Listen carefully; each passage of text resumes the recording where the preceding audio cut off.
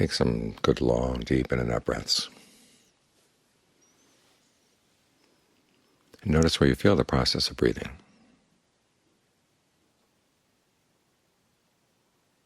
Allow your attention to settle there, and then you can change the rhythm of the breath if you like. Try to find a rhythm that feels good. But always try to stay with that sensation of where you feel the breathing. Because when we talk about doing breath meditation, that's the breath we're focusing on. It doesn't have to be the air coming in and out through the nose. Any place where you feel the energy of the breathing process. Any place where you're especially sensitive to the breathing process. Sometimes it can be down in the area around the heart, maybe in the throat, the middle of the head. Choose your spot. Or you can experiment with different spots for a while until you decide that you prefer one particular spot right now, and one particular rhythm of breathing. It can be fast or slow, heavy, light, deep, shallow. It's up to you to find a place where you can stay.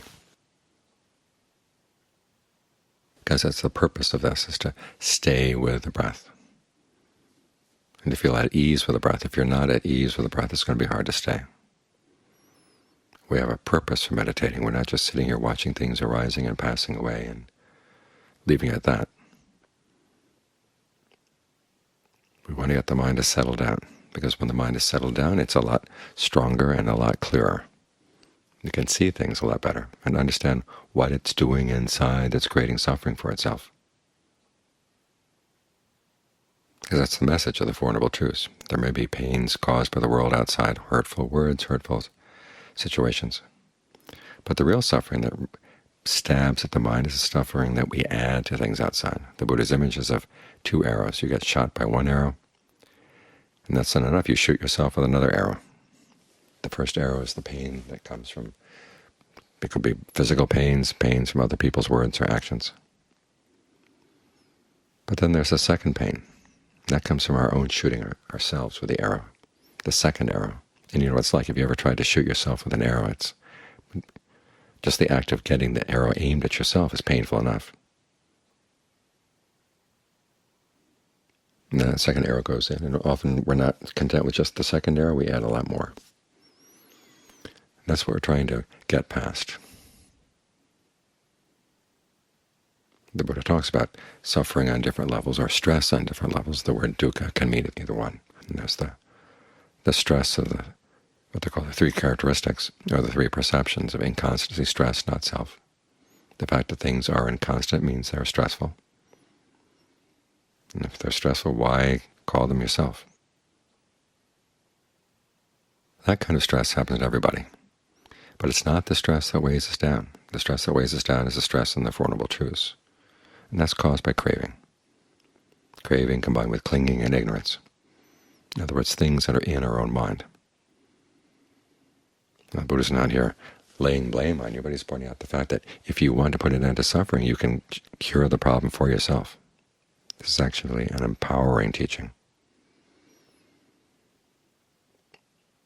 If the end of suffering had to depend on the world outside being perfect, well, it's very far from perfect, and it's certainly not going to become perfect in our lifetimes. That would mean the end of suffering would be something beyond us. But the fact that it is dependent on conditions of the mind, and we can learn how to gain some control over those conditions, that's good news.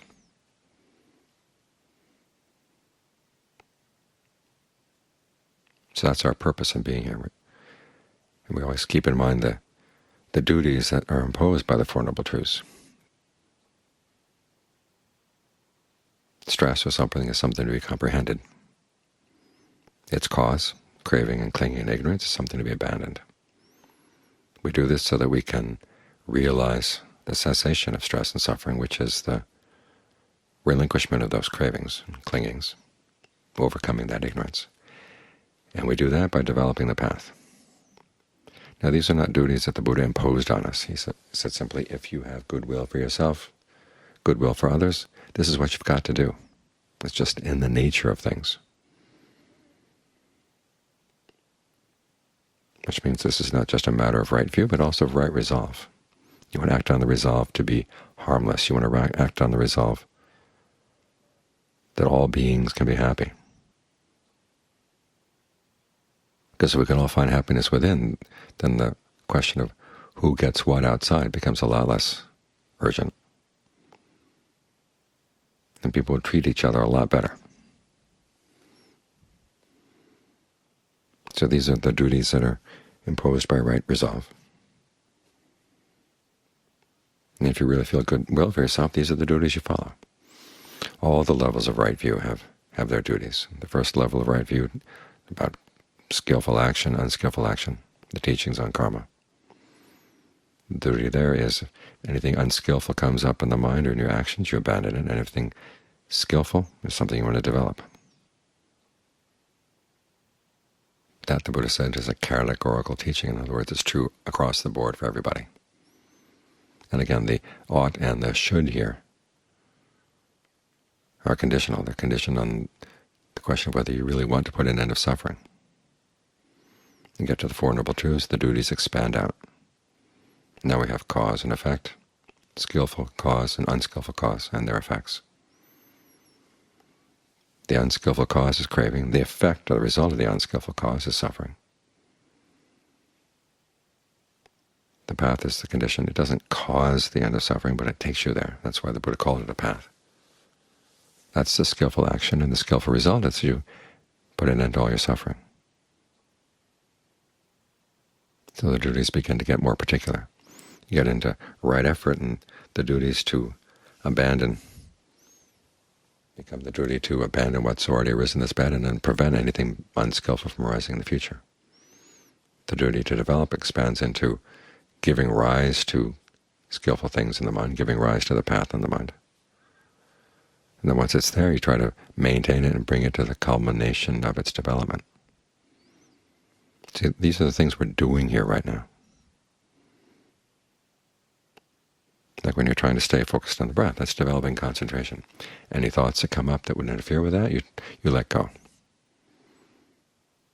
That's the abandoning of the craving. When the Buddha taught the Dharma wheel, he laid these things out. In fact, that's what the wheel is in that sutta.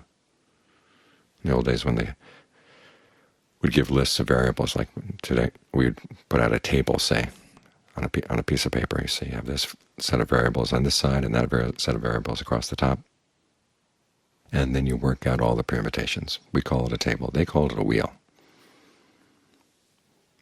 because they wouldn't have diagrams written out on paper. They would just have you memorize all the permutations. In the case of the Four Noble Truths, you've got 4 truths, 3 duties, duties appropriate to each, and then there are 3 levels of knowledge. One is knowing the truth, the second is knowing the duty, and then the third is knowing that you've completed the duty. 4 times 3 is 12. That's the wheel. So you think of it as a wheel with 12 spokes. And so as you're working on the duties, you're adding spokes to the wheel. And as to whether the wheel will take you all the way in this lifetime, that's an open issue. But if you don't follow the duties, then it's certainly not going to take you anywhere. You may know the story of Shackleton and his expedition to Antarctica. They had a ship. They were going to land on one side of Antarctica, and they were going to walk across the whole continent. They had another ship waiting for them on the other side. But when the original ship arrived at the edge, they couldn't even get anywhere near to the land. They got stuck in ice, and the ice was going to crush their ship. So they had to leave the ship, get into little dinghies, and then drag the dinghies across the ice till they finally got to open water, and then try to row those across the ocean.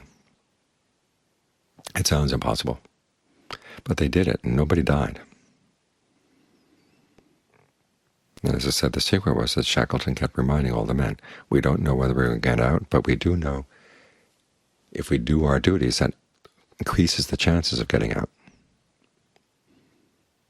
It's a miserable thing to think about. If you got lazy, you gave up, and then you died, and then realized later, well, you gave up. The reason you died was because you gave up. If you hadn't given up, you wouldn't have died.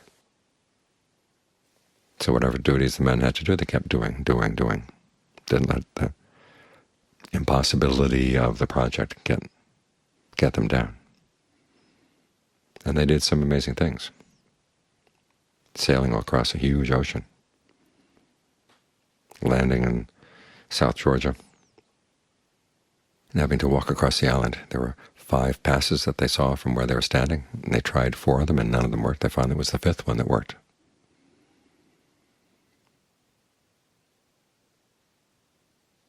So never let the situation get them down. This is important that you keep your spirits up as you practice. And realize that if you're going to make your way to release, it has to be through doing your duties. So don't see these duties as onerous, as a weight bearing you down. They're an opening. An opening to freedom. Freedom from suffering, freedom from all the things that you've been weighing your mind down with for who knows how long.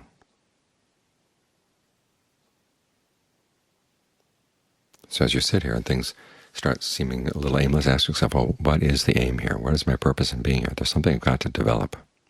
Or there may be something I've got to abandon. And as the path begins to develop, then you can get to work on that duty of comprehending stress. In other words, seeing it for what it is.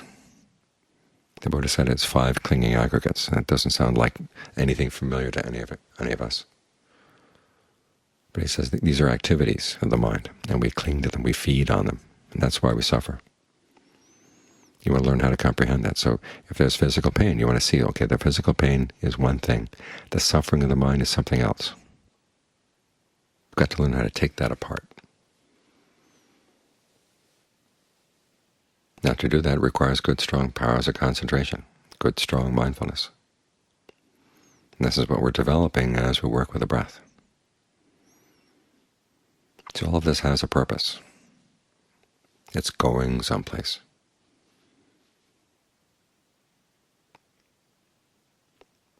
And by following those duties, it'll take you to where you want to go.